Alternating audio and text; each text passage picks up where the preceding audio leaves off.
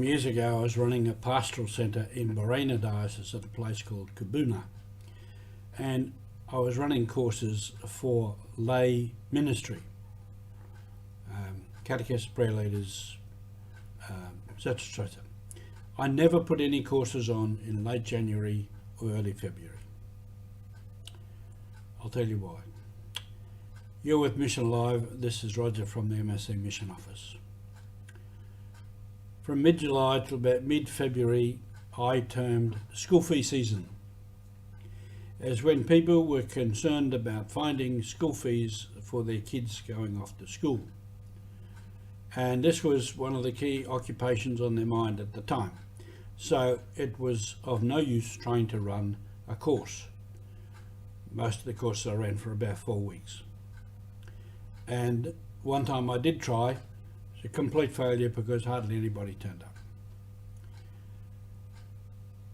At the same time, many people, especially in Port Moresby, but also in the rural areas, spent a lot of time trying to get their kids into a school. They would go from school to school, and one school would say, no, we're full up with grade ones, no, we haven't got room, and so it was gone. So they'd be day after day going around from school to school, trying to get their kid into a school and trying to find school fees. Now, we take a lot of that for granted here in Australia. Places like Papua New Guinea, you can't. So a lot of the school education system is not working. I think I said before, some kids drop out of school. There's a regular dropout, grade 6, grade 8, grade 10, grade 12. But we use the term push-outs. They didn't drop out, they were pushed out by the system because there were not enough places in the next grades, not enough places in the high schools to take all the kids that were trying to get there. And at grade 12 there were not enough places in tertiary education for all the ones that wanted to go on further and were qualified to go on further. And then even after university or other training, there were no places for them in the system. So a lot of people were left out, pushed out, and often they became very frustrated and very angry. And some who'd been grown up in the urban areas didn't really have a village to go back to, particularly if their parents were mixed from different provinces or different language groups and had lived in Moresby for a long time. There was no place to go back to.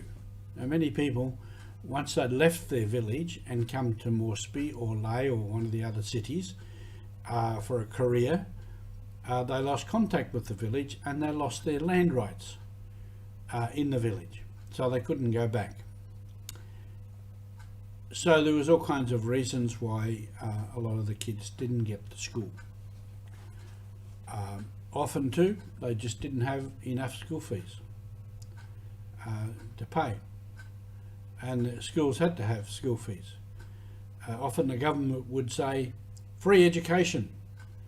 This would go for first term, maybe second term. After that there was no money, so the schools had to start charging fees again, and so many people just didn't get to school and didn't get qualified, and if they did, there was no possibility of advancement, no possibility of employment.